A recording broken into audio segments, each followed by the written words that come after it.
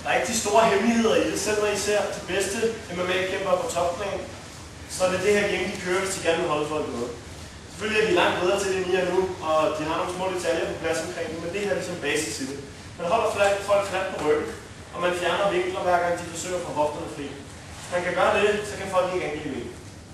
Så det er sådan ret simpelt. Så det jeg havde tænkt, vi skulle fokusere lidt på i dag, det var, hvordan man håndterer det her, og hvordan man får rejst sig op, selvom folk ligger tungt på en på den her måde. Det her er ligesom worst case scenario, kan man sige, når I ligger nederst. Der er folk, der gør alle mulige andre ting, men de er langt lettere med at gøre. Så hvis I lærer at håndtere det her, så vil det også være lettere for jer at håndtere folk, der måske ikke har en så stærk posture på den måde her. Okay? Okay, så det vi gør nu. Hvis vi siger, at Lennart han vejede 120 kilo, så tager den posture på først. Ja. Så vil det være svært for mig bare at begynde at skubbe ham væk her, som bænkpres-stil. Det vil ikke rigtig fungere.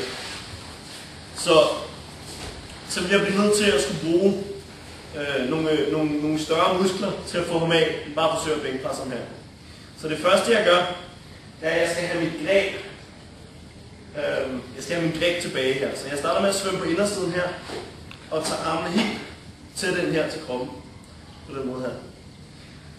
Når vi har gi på, jeg plejer at køre det lidt anderledes, fordi vi plejer at træne uden gi, men når der er gi på, så er der et fantastisk greb her, hvis I kan komme op og få fat i kraven på den måde her.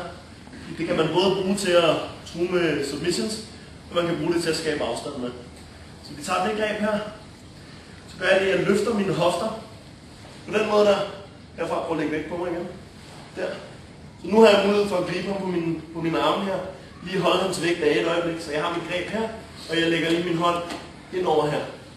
Så åbner jeg min garde et øjeblik, sætter foden i gulvet her, skyder mine hofter ud til den side der, på den der fod på hans hofte, og får mit andet knæ ind foran hans skulder på den måde her. Ja, det er her, jeg gerne vil ligge.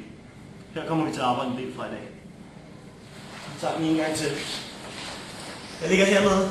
Først jeg gør, at jeg begynder at svømme på indersiden her, og sørger for, at jeg er tæt med albuerne her, så prøv at svømme tilbage igen. Så der ikke er nogen mulighed for ham for at svømme ind igen. Så tager jeg fat her, løfter ham med mine hofter. Det er ikke et bænkpres. Jeg løfter ham med hofterne først. Griber ham på 2 stive arme her. Prøv bare at lægge din vægt ind over mig. Her. Sætter foden i gulvet her. Skyder min hofte ud til siden igen.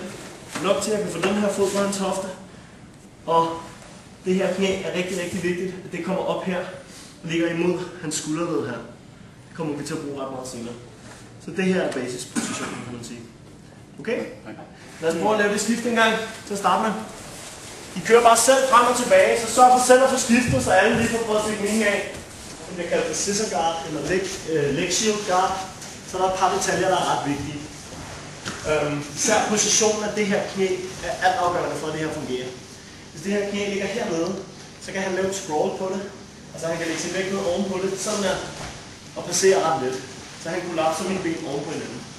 Så det er rigtig, rigtig vigtigt, at selvom han begynder at lægge vægten fremad, så har jeg hele tiden et skinneben her til at bære hans vægt.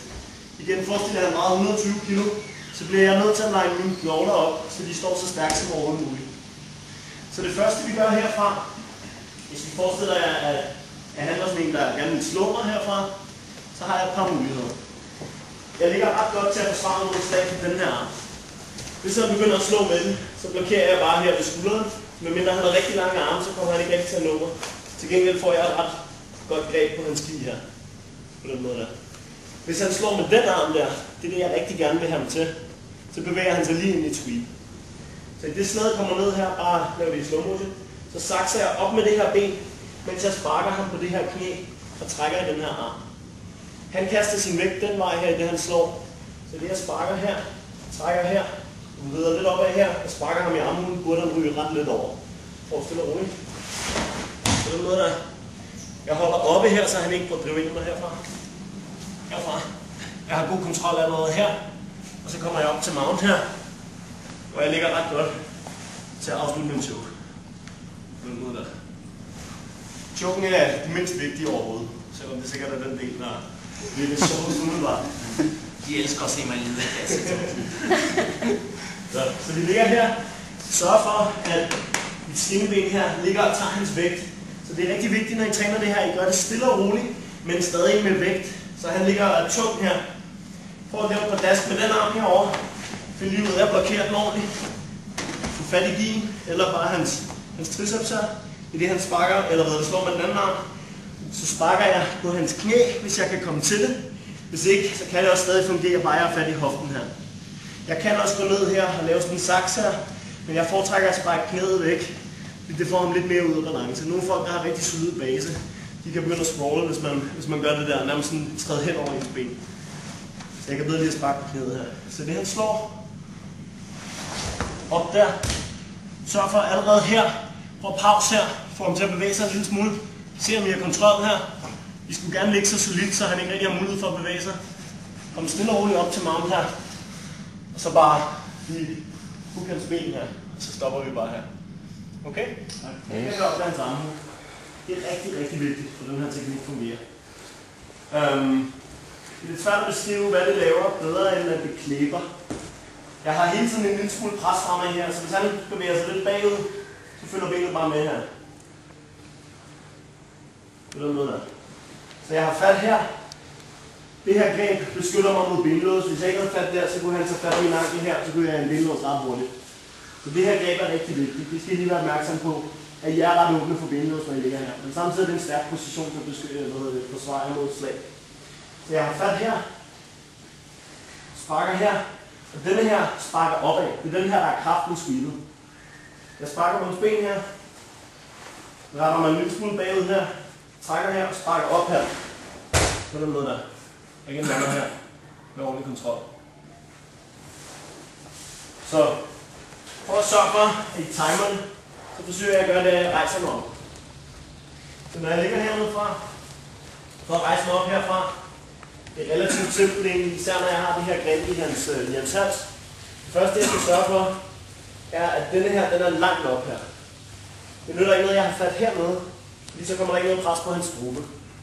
Den skal sidde sådan, så at jeg ved at trække op af her, så kan jeg lægge pres ind på hans strube.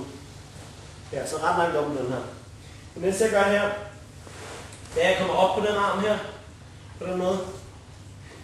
Så lægger jeg pres ind med den fod, der er på hans hofte, mens jeg trækker lidt her. Sætter den her i gulvet. Og i en bevægelse, og jeg løfter lige hoften, før jeg gør det. Og i en bevægelse, så kaster jeg mine ben bagud og trækker hans hoved ned mod gulvet. På den måde der. Så jeg forsøger at få ham til at faceplane. Og så kan jeg lægge min vægt over ham her og begynde at arbejde videre herfra. Så det er sådan lidt en variation af den her bevægelse, vi lavede før, men det er en lille smule mere eksplosivt, fordi vi springer benene længere bagud her. Så en gang til. Vi ligger herinde i positionen her. Det er vigtigt, at jeg ligger op på siden, at jeg ikke ligger fladt på ryggen her. Jeg er oppe på siden her. Den her kommer dybt op her. Jeg skubber på hans hofte og trækker her, mens jeg kommer op her. Se hvad det gør ved hans krop. Han bliver strukket ud her. Det er svært for ham at få noget kraft på et slag nu. Jeg har kontrol med hele hans rygsøjle her, så han kan ikke rigtig rotere og skabe kraft. Så kan jeg tillade mig at sætte den her i gulvet her. Jeg har stadig pres ind mod hans hofte. Og er i gang med at strangulere ham stille og roligt her. Løfter hofterne en lille smule, kaster benene bagud. Trækker ham nedad her. Det her træk er ret vigtigt. Og det er det, der forhindrer ham i at takle fremad her. Og så kan jeg derfra komme øverst her og begynde at arbejde videre herfra.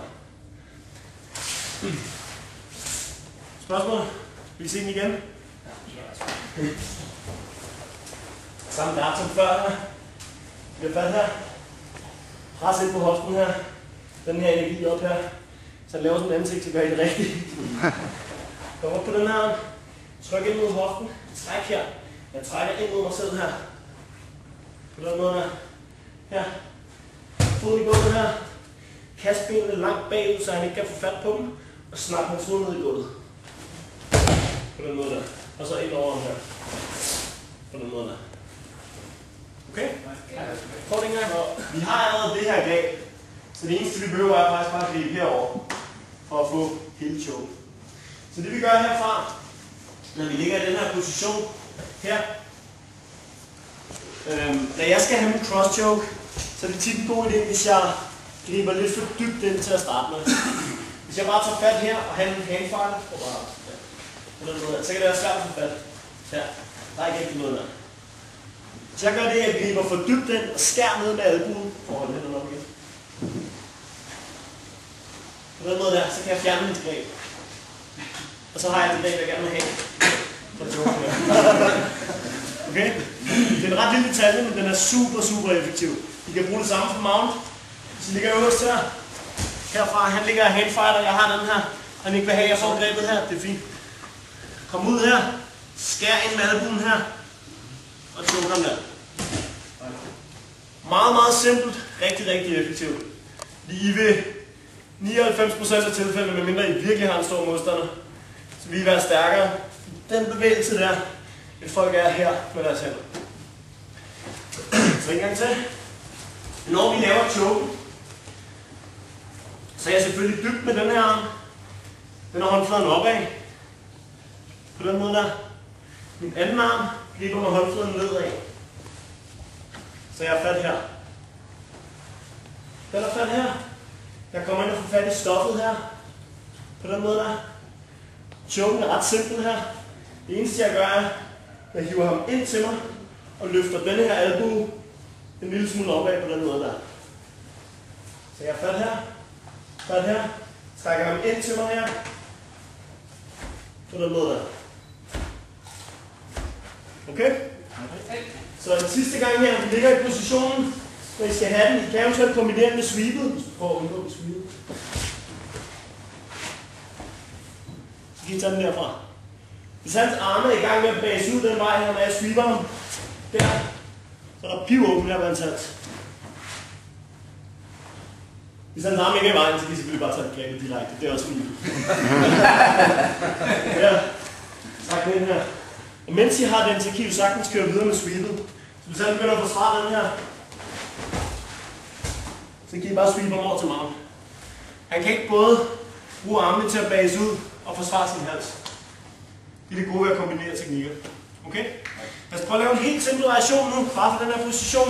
Bare kom op, tag choken, og lige prøv at afslutte en gang. Så for at tage i god tid, de her chokes. Nogle gange sidder de ret stramt, ret hurtigt. Så lad være med at være stødig med det. Lad os prøve det en gang. I skifter bare selv frem og tilbage.